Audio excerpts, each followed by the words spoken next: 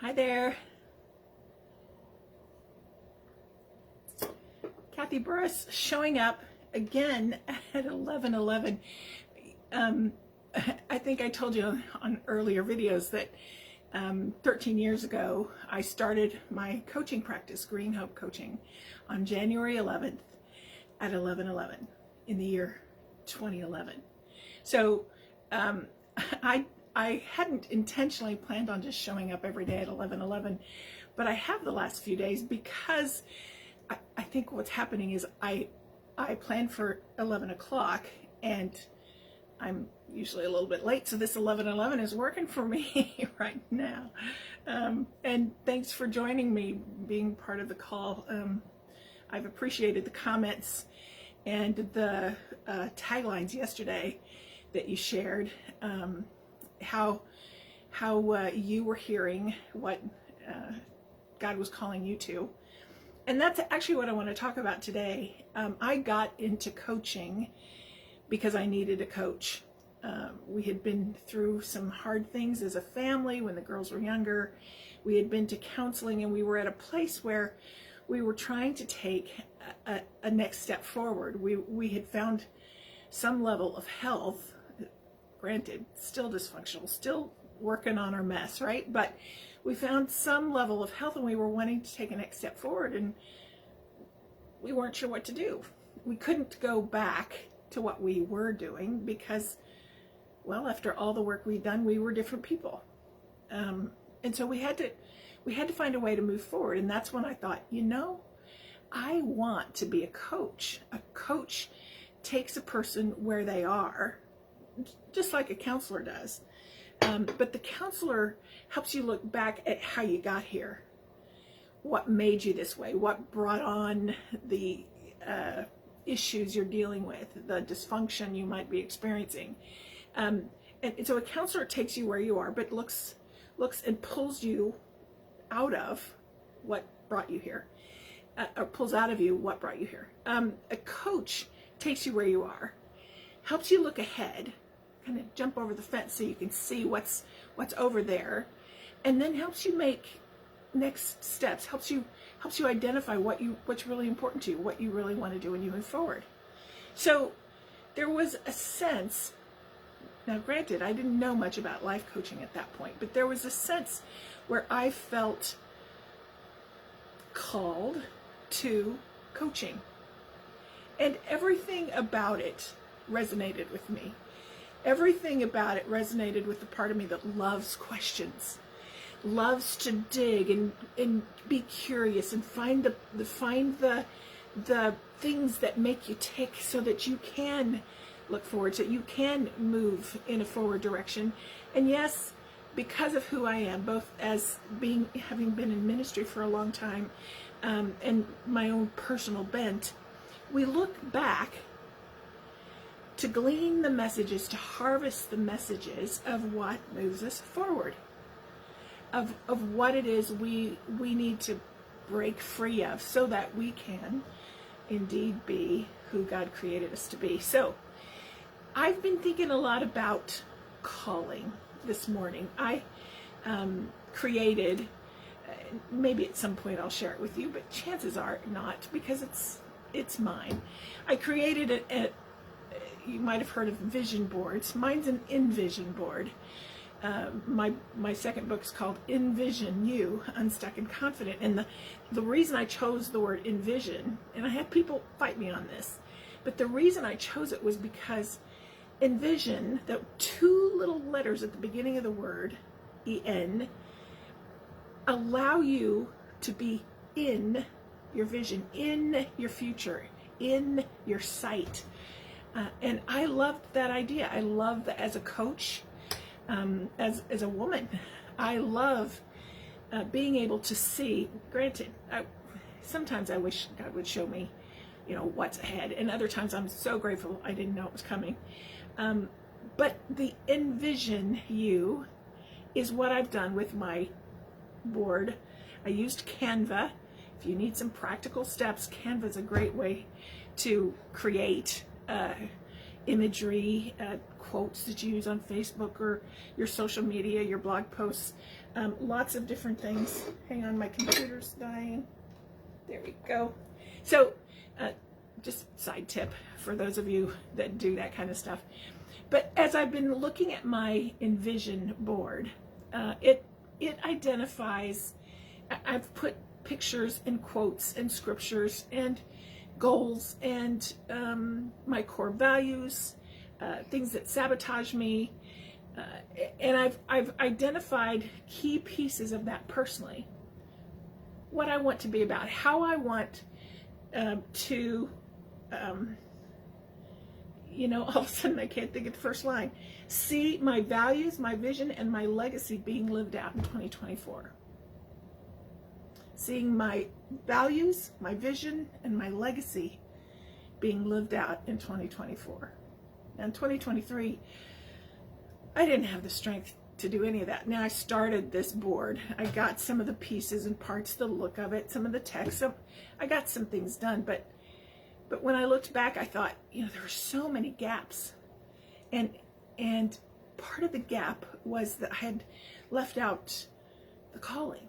I had left out the heart of why I was doing what I was doing, which is why this season, this time of taking a look back at the last 13 years has been so good for me, because it's helped me remember why I do what I do.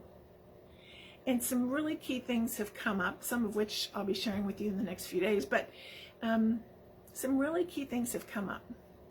And one of the things that strikes me so, and part of this is coming out of the Ripples group that I'm working with right now, we're talking about crafting our legacy message. What's the message that comes out of our mess?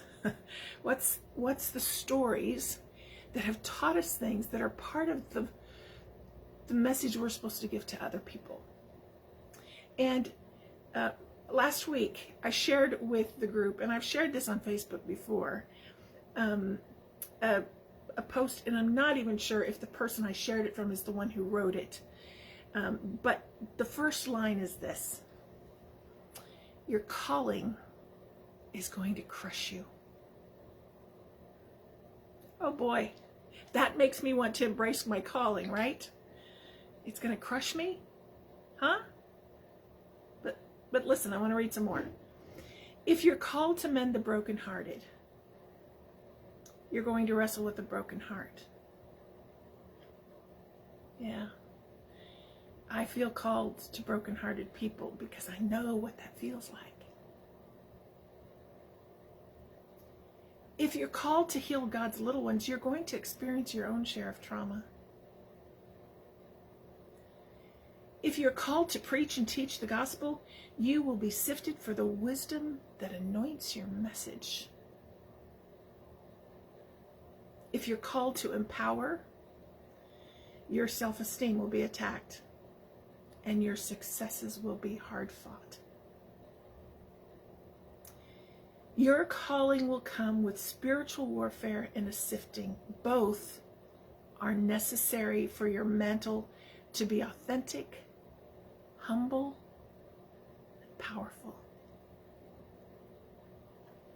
There's a lot more there. There's more. In fact, I'll share it again in the comments in this video. There's a lot more there. But here's the thing. We are called many times. Now, not everybody can do this. Not everyone can take their crushing moments in their stories and actually out of that glean or harvest the message, the difference that God wants to make through you because of it. Not everybody can do that. And if it's not you,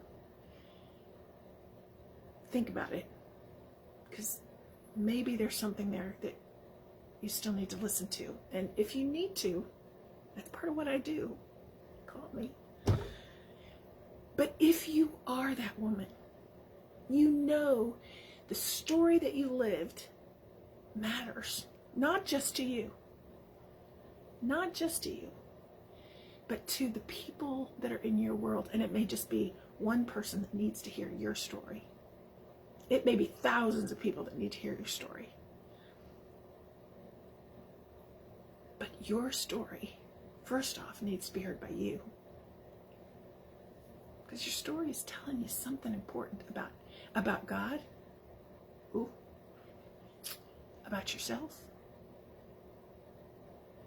about how he wants to use the design he gave you, the platforms he gives you. And I don't necessarily mean stages, I mean venues, opportunities, God moments, connections that you make with people in your world. So, you've already lived the thing that crushes you. What if you take that and turn it into an offering back to the Lord for him to use in a mighty way? It's not easy. I'm still reckoning with some of my own stuff. You know that if you've been around me for any length of time. During the last 13 years, you've seen me in all different kinds of modes and emotions. And I'm 2024 is a different year than last year. It is. But it's a year where I'm reconnecting with the calling God gave me. The story he's walked with me through. The design he planted in me from the very beginning. And I know that he made me to help you be you too. So, what's the calling that's been crushing? And what are you going to do about it? I've got some ideas of some ways that we can connect, and that maybe that would be helpful to you. We'll see. So keep an eye on that. In the meantime, I'll leave that poem or that challenge that you're calling in the comments, because it's really challenging. And yet, there is no greater joy than to be doing what you were made to do, than to be being who you were made to be. And even if you've experienced the crushing, there's something beautiful that happens when it's shared and it makes a difference in someone else's life. Thanks for watching. Hopefully I'll see you at 11:11 tomorrow. We'll talk later. Bye-bye.